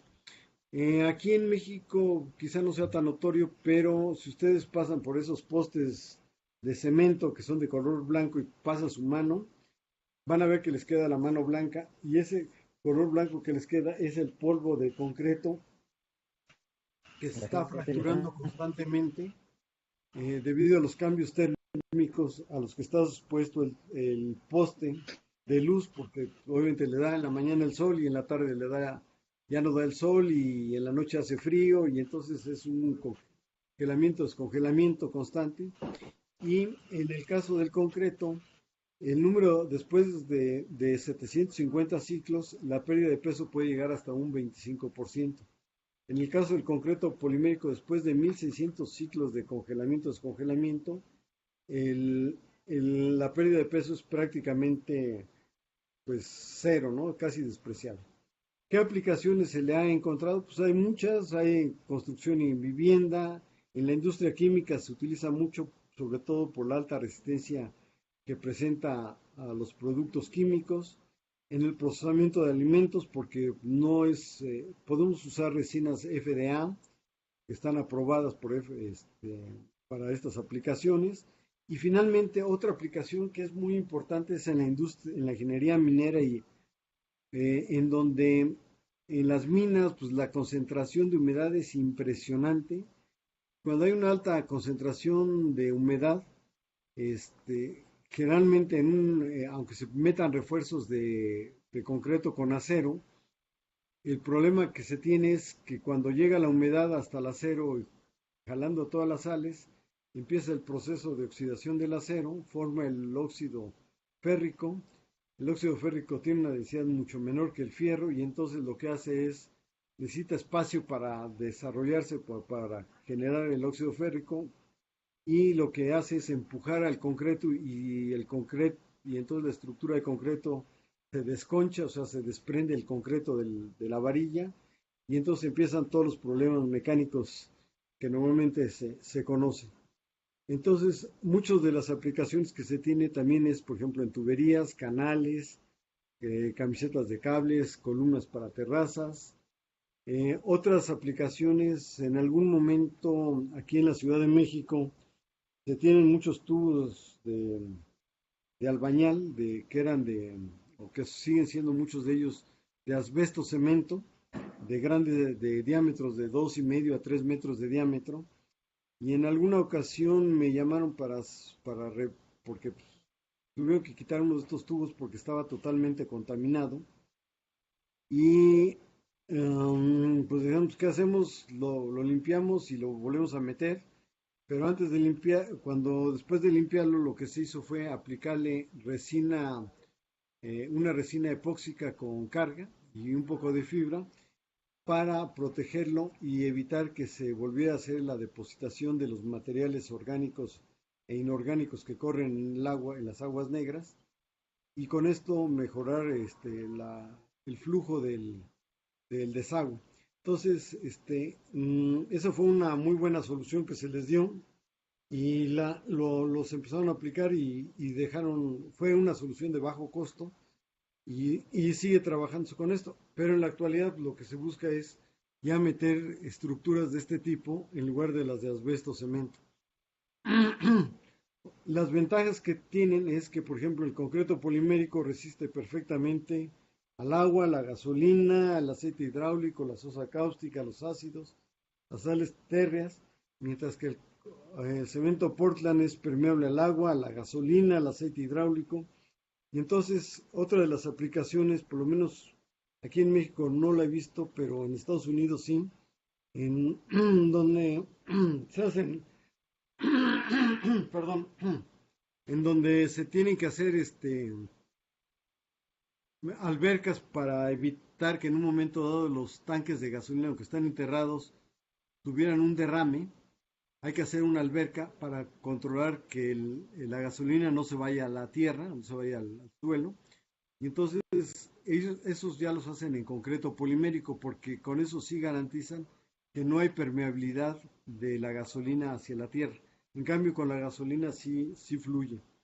Entonces, es una de las aplicaciones. Otra de las aplicaciones son los famosos pisos poliméricos, que la mayoría son epóxicos por su alta resistencia mecánica, que requieren de espesores muy finos, a veces de 6 milímetros, a veces hasta de 3 milímetros, y con eso se tiene una alta resistencia mecánica. Otra aplicación interesante es en los sistemas de reparaciones rápidas, debido a que el caso del concreto el concreto normal, tarda en curar el más rápido en 7 días, mientras que estos concretos poliméricos, el curado puede ser en términos de 1 hora, ¿no? Otra de las aplicaciones es como soportes para resistentes a la corrosión. Por ejemplo, quizá lo hayan visto en muchos postes de luz.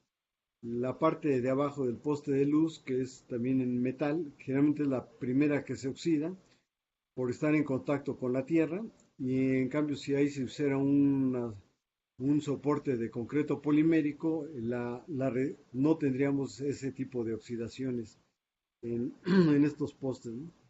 En la construcción, obviamente, pues también se llega a utilizar sobre todo para viviendas emergentes. Y aquí hay un ejemplo de una reparación de una cisterna. Bueno, no es una cisterna, más bien era un tanque que se tiene para el tratamiento de aguas negras, o sea, de limpieza de aguas negras. Esa cámara fue atacada obviamente por los sulfatos del agua. El concreto es fácilmente atacado con sulfatos.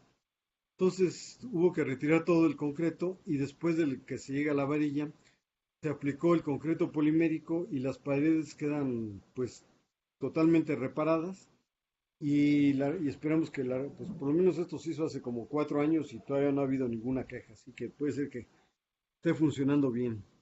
Aquí estos son las reparaciones de un material que se utiliza mucho en Estados Unidos, que es un concreto polimérico base de poliuretano. Tiene una velocidad de reacción mucho mayor, un curado más rápido, y de menor encogimiento, entonces no provoca fisuras, no provoca fallas, y todo esto pues, lo hacen prácticamente en un tiempo muy corto, en 10 minutos según lo que tienen reportado ellos. Aquí hay, por ejemplo, reparaciones en las vías, o por ejemplo de montajes de las estructuras. Quizás ustedes han visto que los postes que están metidos dentro de concreto, y que bueno, son parte de ya sea de una estructura para un pasamanos o una malla metálica, la oxidación generalmente se da justamente en la base del poste. Esta oxidación lo que provoca, se puede evitar usando un concreto polimérico, porque impide el flujo del agua. Entonces, ¿en dónde tenemos que usar el concreto polimérico? Bueno, pues donde realmente el costo sea realmente efectivo, o sea, donde por la duración, el tiempo de vida que tengamos y el bajo mantenimiento lo justifiquen, o cuando tengamos que hacer instalaciones rápidas, ahí en ese momento es muy recomendable, ¿no? generalmente los tiempos los costos en general comparados con el concreto sí son más caros, pero tiene una serie de ventajas que lo hacen competitivo, como es que el concreto normal, pues, por lo menos para curar tarda 7 días, mientras que un concreto de este tipo tarda 1 hora en curar, es decir, nosotros en 1 hora estamos sacando una pieza, mientras que si la hiciéramos en concreto normal estaremos tardando los 7 días en desocupar un molde, ¿no? Bueno, no desocupar el molde, pero sí por lo menos un día en desocupar el molde y 7 días para alcanzar las máximas propiedades del concreto.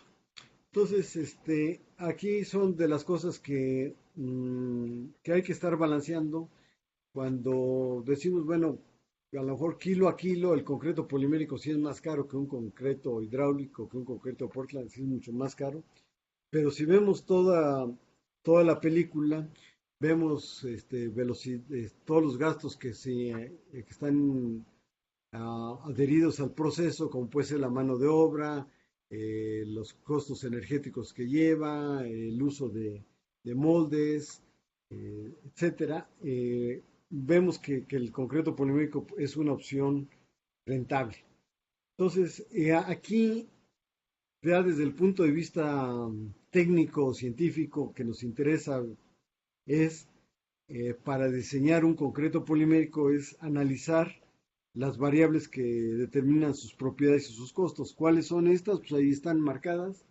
Básicamente, qué tipo de resina podemos usar, qué cargas vamos a usar, qué tipo de refuerzos vamos a usar y obviamente el sistema de catalización a emplear, ¿no? En el primer caso, que son las resinas, pues obviamente pues podemos utilizar desde resinas poliéster, que son quizá las más económicas, no las de mejor desempeño, pero son para muchas aplicaciones funcionan perfectamente. Tenemos resinas epóxicas de mayor desempeño, tenemos algunas resinas que se usan acrílicas, que son de alto desempeño. Estas resinas acrílicas se utilizan actualmente mucho también para hacer muebles de cocina, que son el famoso Corian. No sé si lo hayan escuchado, el Corian, que es de DuPont. Es un producto muy caro, pero de muy buena calidad y finalmente resinas furánicas, ¿no? Bueno, dentro de las resinas más usuales aquí en México, que son las resinas poliéster, pues aquí tenemos igualmente la isotálica, la ortotálica, y hay otro tipo de resinas que son mezclas que le llamamos DCPD, de diciclopentadino, es de diciclopentadino, que la ventaja que tienen es que tienen una baja viscosidad. Y aquí buscamos resinas que tengan la menor viscosidad posible, porque con la carga se incrementa mucho esta viscosidad. Entonces, mientras menos sea mi viscosidad de la resina inicial, es mucho mejor desde el punto de vista funcional en el proceso, ¿no? Entonces, obviamente también hay resinas epóxicas. Las poliéster, bueno, aquí están las propiedades, las características más generales, las que se utilizan mucho. Estas aquí en México se han utilizado mucho para hacer ya partes en algunos edificios. La Torre Mayor tiene una muy buena parte construido en concreto polimérico y bueno, aparte de lo que les comentaba de las tapas, ¿no? Entonces, los temas de catalización pues pueden ser muy importantes. Generalmente hay dos tipos de sistemas de catalización, el famoso MEG y el peróxido de benzoilo. Va a depender de la productividad que uno quiera tener.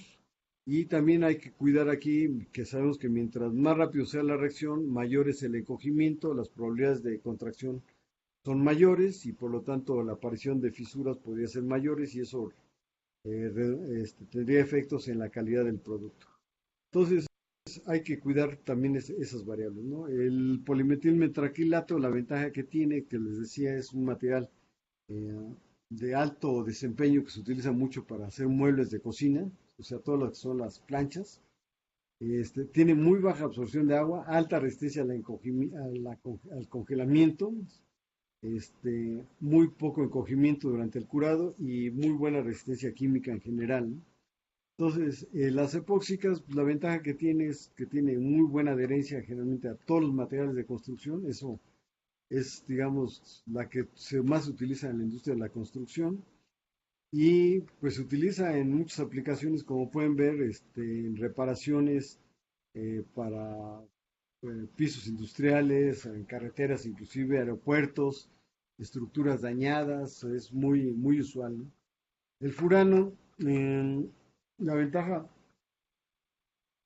que tiene es su alta resistencia, sobre todo a ácidos y bases, y entonces se utiliza mucho en materiales de tipo cerámico, sobre todo que estén sujetos a altas temperaturas y a choques térmicos. Esa es la característica de este material. Aquí podemos ver las densidades, por ejemplo, de los diferentes concretos poliméricos comparada con la del concreto. Vemos que más o menos son casi todas del mismo orden, a excepción del furano que es más baja, pero las demás pues más o menos se mantienen dentro del mismo rango, lo cual no es una ventaja tampoco muy... Pero una ventaja interesante es la absorción del agua. El concreto llega a absorber por lo menos un 6-7% de agua, mientras que las resinas, los concretos poliméricos, la absorción es del orden del 1%. En resistencia a la compresión, pues se puede ver que las resistencias de los concretos poliméricos es mucho mayor que la de los concretos, que la del concreto normal. La resistencia a la tensión, obviamente, pues es mucho mayor también en los concretos poliméricos que en los concretos normales, lo cual es una gran ventaja para muchas aplicaciones. Y en la resistencia a la flexión, obviamente, también es mejor, mucho mejor. Y de aquí que se utilice mucho para las tapas, en donde pues, constantemente están sujetas a flexión con el paso a veces de la gente o de algunos vehículos ligeros, ¿no? Aquí los módulos de elasticidad son ligeramente mayores a los módulos del concreto. La relación de Poisson, o sea, es un material que es más, ¿cómo diríamos? Isométrica, que tiene sus propiedades, están repartidas de igual forma en todas direcciones. Y finalmente los coeficientes de expansión térmica ahí sí puede ser una desventaja porque tienen coeficientes de expansión térmica mayores que las del concreto, y el concreto tiene coeficientes de expansión térmica similares al acero. Entonces ahí puede haber una diferencia que hay que tener cuidado cuando se utiliza con acero para evitar que esa diferencia de conductividad de coeficientes de expansión térmica provoquen una separación entre las fases, ya sea del concreto polimérico con un acero que se utilizara como refuerzo, ¿no? Entonces, al igual que en el caso anterior que mencionábamos de las cargas, las propiedades de las cargas también son importantes, y esto pues, está definido por el tipo de carga, el tamaño de partícula, el grado de compactación, que es lo que habíamos mencionado, por lo cual me lo voy a saltar un poquito, voy rápido en esta parte, porque es lo mismo.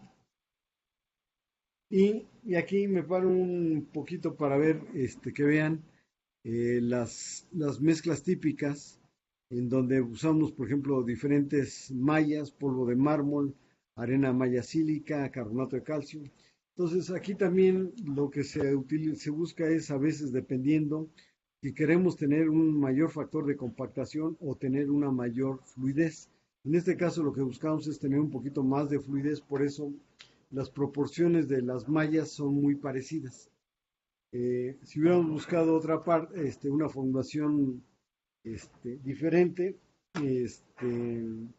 usaríamos una relación 70-30 más o menos, o un 60-40-10, dependiendo de las cargas, ¿no? Y finalmente, ya más quisiera mencionarles aquí un poquito en costos y tiempos, que es importante en el caso del concreto polimérico, porque, como les decía, kilo a kilo, pues sí es más caro el concreto polimérico que el concreto normal, pero si lo vemos, tomamos en cuenta los procesos, el tiempo de proceso que involucra, podemos ver que en el concreto polimérico el tiempo de proceso, desde que preparamos el molde hasta que desmoldamos, es del orden de 2 horas y media máximo, así ya exagerado, mientras que en el concreto Portland pues nos vamos a llevar fácil 24 horas. O sea, ahí ya llevamos una ventaja de 10 veces en cuanto al uso de mano de obra, al uso de ciertos recursos, espacios, etcétera, ¿no? Entonces, en cuanto a costos, si le echáramos más o menos, el costo generalmente pues es el doble o un poquito más del doble o por ahí se va, del cemento del concreto Portland. Pero si recuerdan, el concreto Portland tiene por lo general la mitad de la resistencia del concreto polimérico, por lo cual esto nos permite utilizar la mitad en cuanto a volumen de concreto polimérico, y entonces esto nos reduce tenerlo a una cantidad mucho menor. Y entonces si le vamos sumando, pues más o menos, casi podemos decir que podemos salir casi tablas igual que el concreto normal, ¿no? ¿Con qué ventajas? Pues ventajas adicionales, que vamos a tener un mínimo mantenimiento de agua, podemos tener una mayor durabilidad del material, que son cosas que hay que mostrar generalmente cuando uno se dedica a vender estos productos, es lo que generalmente hacemos, ¿no? Y la ventaja que tenemos es que estos concretos poliméricos se pueden hacer tanto por un proceso discontinuo, proceso batch, o un proceso continuo. ¿Cuál es el proceso batch? Pues es muy sencillo. El proceso batch es tener los materiales pesados, y empezar a teniendo la resina, se va poniendo las cargas bueno, generalmente se puede poner los pigmentos primero, si es que se meten pigmentos o algún aditivo, y después se va metiendo las cargas desde el tamaño de partícula más fino hasta el tamaño de partícula más grueso. Finalmente, una vez que ya están todas estas mezclas hechas, lo que se hace es vaciar y compactar y esperar a que cure. En el caso de los procesos continuos, pues existen equipos que nos dan desde 3 hasta 300 kilogramos por minuto, y en el cual el equipo automáticamente va dosificando tanto la resina, las cargas de los catalizadores, y todo eso se va descargando, y ya nomás pasa uno con el molde, carga el molde y se lo lleva, lo compacta y lo pone ya a que cure. Entonces el proceso es un proceso bastante continuo, puede ser bastante continuo y bastante económico. Creo que esto es la última diapositiva, sí. Entonces, no sé si tengan alguna pregunta, comentario a este respecto.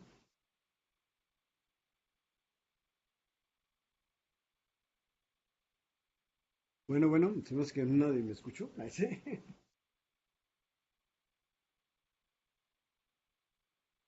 ¿Sí lo escuchas? Sí, sí se escuchó. Ah, perfecto. Les preguntaba si había algún comentario de algo que en particular quisieran conocer, que no quede claro, Bueno, buenas tardes. que haya que profundizar.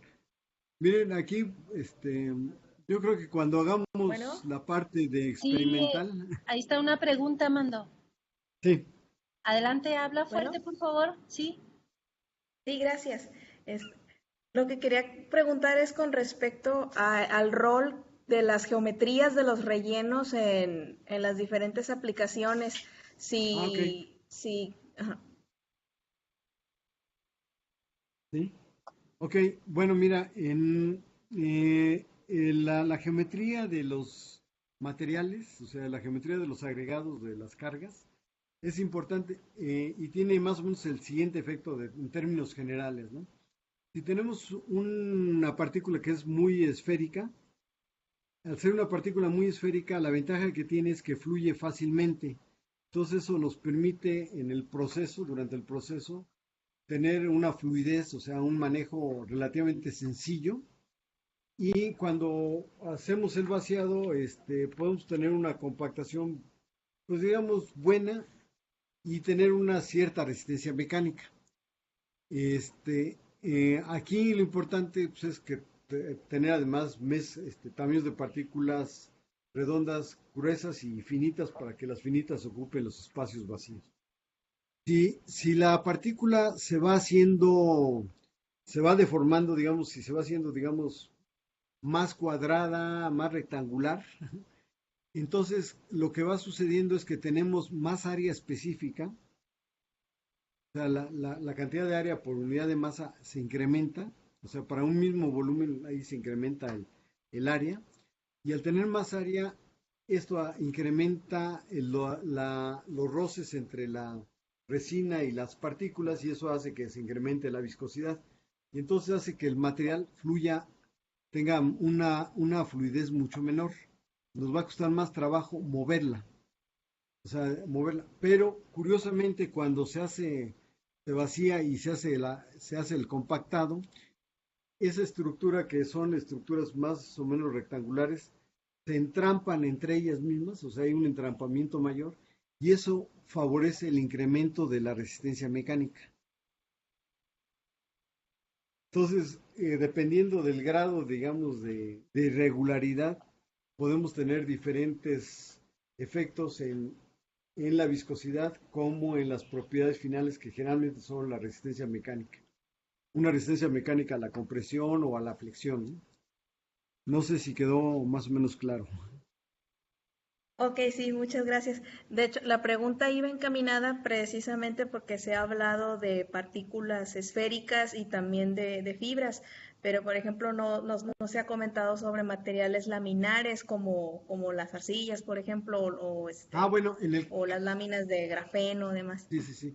Bueno, en el caso de las láminas, o sea, cuando son este tipo de superficies que son placas, de tipo de placas, obviamente la resistencia mecánica, es decir, el flujo, también se va a ver afectado, o sea, es más difícil que fluya porque tiene mayor superficie de contacto las partículas, y mecánicamente pues va a depender de cómo o sea, cómo queden colocadas en la estructura interna, ¿no? O sea, por ejemplo, las que yo conozco, las que he visto mucho, que son las plaquitas estas de mica, las micas, se utilizan mucho ese tipo de micas o de placas para tener una superficie muy tersa, sobre todo en la mera superficie queda muy tersa, o sea, siempre y cuando las placas, en función del flujo que se aplique, permita que tener un flujo laminar que permita una orientación más o menos en la dirección del flujo y quede las plaquitas como que estuvieran flotando en el agua. Y entonces esto, sobre todo este tipo de placas que son como las de la mica, se utilizan mucho para lograr una muy buena reflectancia, tener mucho alto brillo. Esa es la característica. La mica en sí, como partícula grande, su resistencia mecánica es muy baja, se tiende a romper fácilmente. Ese es el problema. Entonces, en forma de plaquitas, mientras no se rompan, funcionan perfectamente como excelentes reflectores de la luz, o sea, dan muy buen acabado en la superficie. Entonces, ahí sí, en el caso de las estructuras de grafeno, habría que ver, pues, cuál, dependiendo cómo queden depositadas y cómo funcione mecánicamente, o sea, a qué tipo de esfuerzos quede aplicado, porque si recuerdan, la resistencia mecánica de un material compuesto depende de que si las fibras están orientadas en la dirección del esfuerzo que se aplica, entonces las fibras trabajan, pues, digamos, al 100%, pero si están orientadas transversalmente a la dirección de la aplicación del refuerzo, la resistencia mecánica pues baja a valores muy pequeños, o sea, va a estar trabajando a menos de un 20%, ¿no?, de eficiencia. Entonces, inclusive eso, digamos, es parte del diseño de los materiales compuestos, en los que se considera la orientación de la fibra y no solamente los contenidos, sino la orientación de la fibra para estimar cuál sería el comportamiento mecánico del material compuesto. Entonces, ahí sí habría que ver cómo está orientado, si quedan orientados en la dirección en que están trabajando los, ¿cómo se llama? Las estructuras químicas y las estructuras intermoleculares, pues queda excelente, ¿no? Bueno. Sí, lo escuchamos, Amanda. Sí, no sé si escuchó, ¿quedó claro? Sí. ¿Sí?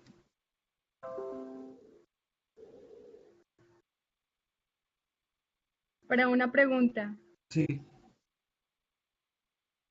Bueno, si quiero mezclar mi polímero, refuerzo y adicionar nanopartículas, ¿cuál es la mejor proporción y cuál proceso es el que se recomienda para que sea un buen compuesto? A ver, ¿tienes la resina, tienes fibra y nanopartículas o puras nanopartículas? Sí, con fibras y nanopartículas. Ok. Mira, en términos generales, dependiendo del tipo de nanopartículas que se utilicen, mm, las nanopartículas te pueden dar una mayor resistencia mecánica que la fibra de vidrio. ¿Por qué? Porque presentan una mayor relación longitud contra espesor. O sea, la relación es muy alta y eso permite tener, digamos, una mayor área de contacto con cantidades muy pequeñas. Inclusive por ahí hay un artículo de unas gentes que utilizan nanopartículas y sustituyen a la fibra de vidrio en polipropileno, si no mal recuerdo, y usaban antes el 40% de fibra de vidrio y actualmente usan menos del 10% de nanopartículas y tienen la misma resistencia o un poquito mayor que las que utilizaban con fibra de vidrio. Entonces, en este caso, no sé, tu resina que estás usando, ¿qué tipo de resina es? ¿Termofija, termoplástica? Es termoplástica. Entonces si es un termoplástico, aquí también el proceso de integración habría que ver cómo se va a hacer el proceso de integración, porque si tú tienes un termoplástico, entonces puede ser el proceso es a través de un proceso de tipo inyectora o extrusión, Sí, señor. o fundido directamente, no sé. Sí, con un extrusor. Ok, con un extrusor. Cuando metes un extrusor, ahí lo más conveniente es meter un extrusor de doble usillo para tener un buen mezclado y meter la fibra de vidrio. La fibra de vidrio que se recomienda meter en este caso es tamaño pequeño que le llaman fibra molida, porque si metes fibras largas, el problema que se tiene es que se llegan a romper y queda una superficie muy irregular. Uh-huh. Tenemos una,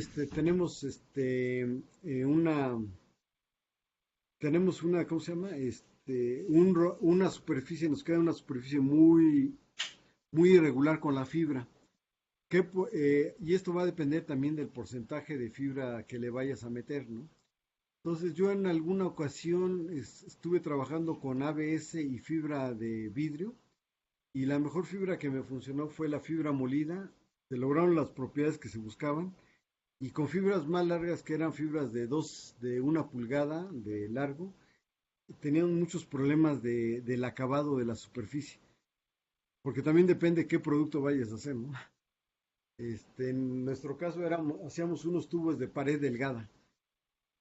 Y la otra cuestión es cuando tú agregues tu producto, ¿cómo se llama? Tu nanocompuesto, lo que hay que ver es si las partículas del nanocompuesto no se vayan a romper en el proceso de extrusión porque son esfuerzos cortantes muy altos.